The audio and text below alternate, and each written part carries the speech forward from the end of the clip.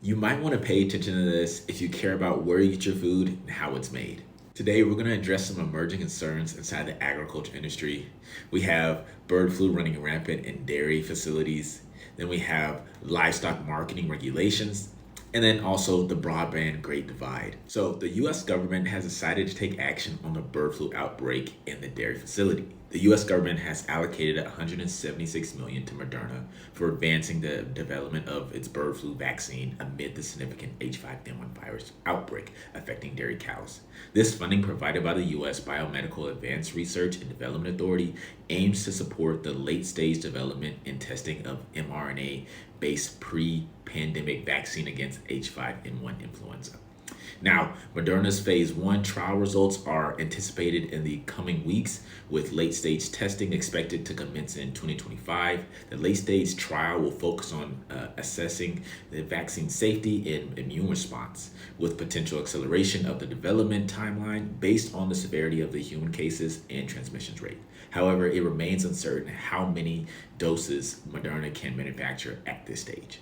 The H5N1 virus outbreak has spread across more than 130 herds in 12 states since March, raising concerns among scientists about the potential of the virus to mutate and facilitate human-to-human transmission. Despite the low risk to the general public, discussions are ongoing regarding the potential vaccination of farm workers to mitigate risk. The U.S. government is also negotiating with Pfizer for an mRNA-based H5N1 vaccine as well. Moderna CEO Stephanie Bancel emphasized the advantages of mRNA vaccine technology, citing its efficiency, speed of development, and scalability as demonstrated during the COVID-19 pandemic. Meanwhile, U.S. officials are prepared to move bulk vaccine from CSL's Squire into finished shots, which could provide 4.8 million doses if needed, some of which may be available as early as this month for at-risk individuals such as farm workers. Now, let's get to the next topic. USDA proposes livestock marketing regulation changes. The USDA is revisiting a long-standing issue from the Obama era, proposing modifications to livestock marketing regulations to facilitate easier compliant filings by producers against meat packers for unfair treatment.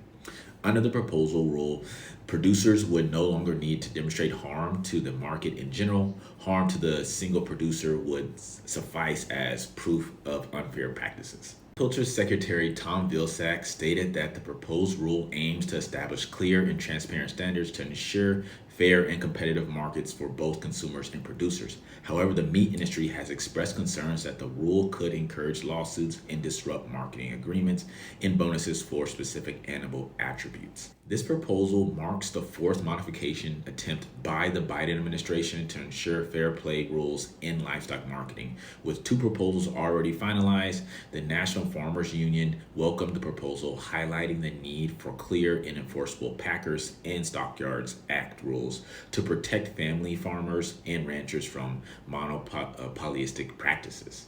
Now let's take a look at the broadband divide. There are challenges and solutions for rural farmers. The COVID-19 pandemic underscored the critical need for reliable internet access, particularly for rural farmers like Lisa Strope in Bessemer City, North Carolina. Strope's farms, which raises beef cattle and grows wheat and soybeans, has struggled with slow internet speeds, hindering both educational and business activities. Despite efforts to connect her farm, the high cost of running broadband cables in rural areas remains a significant barrier. Stroop's experience highlights the broader issue of the middle mile effect, where ISPs lack financial incentives to extend services to sparsely populated regions, creating dead zones. However, for Emily Haxby, a fifth-generation farmer in Gage County, Nebraska, faced similar challenges with slow internet speeds impacting her farm operations. Haxby spearheaded the Gage County Rural Broadband Project to bring fiber internet to at least 40% of the region.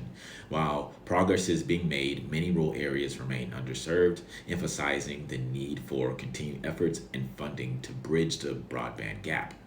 Federal and state incentives such as the Promoting Precision Agriculture Act and the Reconnect program aim to improve the broadband access for rural communities. However, coordination among various agencies and streamlined funding process are essential to ensure effective implementation and widespread connectivity. Addressing the emerging concerns in agriculture, from combating bird flu to ensuring fair livestock marketing practices and bridging the broadband divide, requires coordinated efforts, robust funding, and innovative solutions. As these initiatives progress, the agriculture community remains hopeful for a future where technology and infrastructure support their critical role in feeding and sustaining the nation.